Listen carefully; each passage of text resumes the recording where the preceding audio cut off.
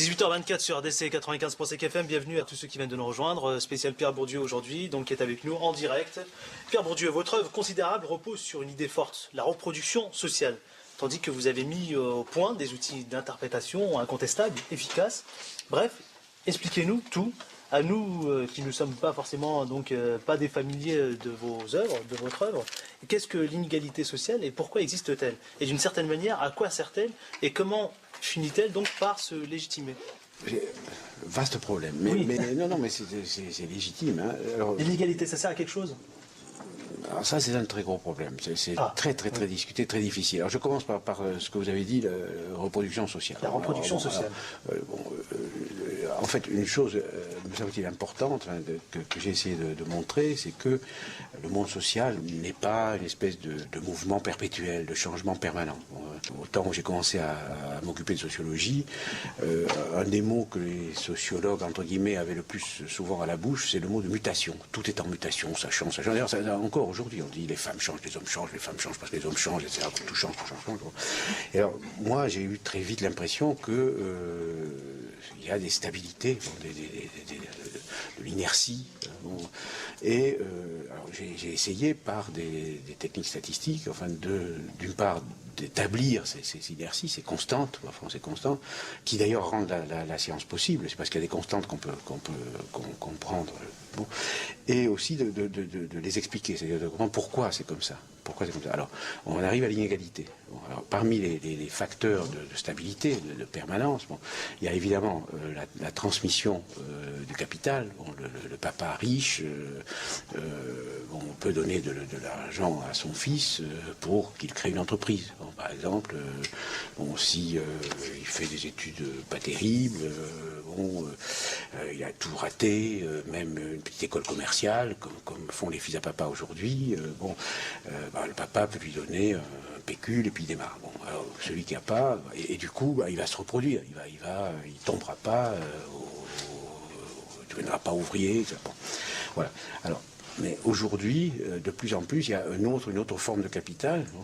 Laquelle qui est ce que j'appelle le capital culturel, c'est-à-dire alors c'est quoi le capital? C'est plus difficile à définir. Bon, c'est d'abord la langue, c'est une certaine maîtrise de la langue, la langue française, mais la bonne langue française. Bien sûr, tout le monde parle la langue française en France, même les immigrés qui sont là depuis un an, ils parlent la langue française.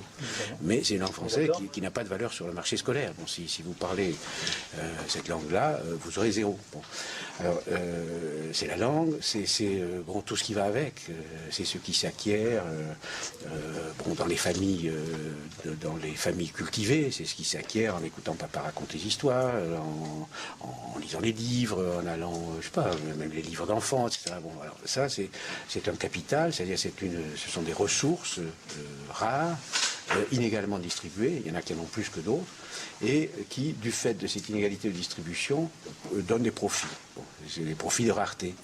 Si tout le monde avait la même quantité, si tout le monde parlait parfaitement le français, sans accent, il n'y aurait aucun mérite à parler français, donc ça n'aurait pas d'effet. Bon. C'est parce qu'il y a des différences que ça paye de bien parler le français. Par exemple, un très beau travail qui a été fait par une sociologue américaine qui a montré que les enfants de classe moyenne, comme disent les Américains, ça veut dire bourgeoisie, les enfants de la bourgeoisie, savent bien donner à la maîtresse ce qu'elle veut. Bon, ils savent, parce qu'ils sont du même milieu, leur maman fait pareil, etc. Alors la maîtresse leur dit mon chéri, mon mignon, mon poussin, etc. Alors ils sont contents, ils savent, et du coup, ils sont bien vus, comme on dit, et ils ont de bonnes notes, et donc ils sont contents, donc ça, voilà. Donc il y a ça, il y a les facteurs qui tiennent au fait qu'il y a des pré-savoirs qui sont pas nécessairement scolaires, qui sont aussi importants. C'est comment se tenir, comment arriver, ne pas jeter le cartable par terre, etc. Tenir son cahier propre, etc. Trucs. Bon, voilà. Il y a ça. Et alors l'autre chose aussi, c'est assez lié à ça, c'est notre facteur, c'est à capital culturel égal.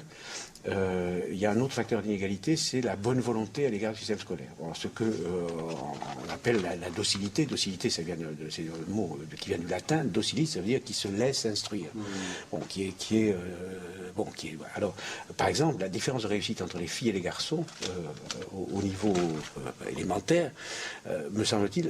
Les filles réussissent mieux que les garçons. Voilà, les filles réussissent mieux que les garçons. Au moi jusqu'à un niveau assez élevé de l'enseignement secondaire, en grande part, à toutes choses égales d'ailleurs, parce qu'elles ont plus de docilité. Alors ça peut dire que c'est dans la nature des filles, c'est parce qu'elles sont dressées de manière à être dociles, et elles sont plus préparées à donner au système scolaire ce qu'il demande, c'est-à-dire de la bonne volonté, elle se regarde la maîtresse comme il faut, ou le maître, et ça paye, c'est récompensé. Étant récompensé, ça renforce l'incitation, etc. Voilà. Donc on a une. Alors j'ai donné quelques facteurs, mais c'est beaucoup plus compliqué pour. Et les hommes, par contre, eux, ils sont plus rétifs.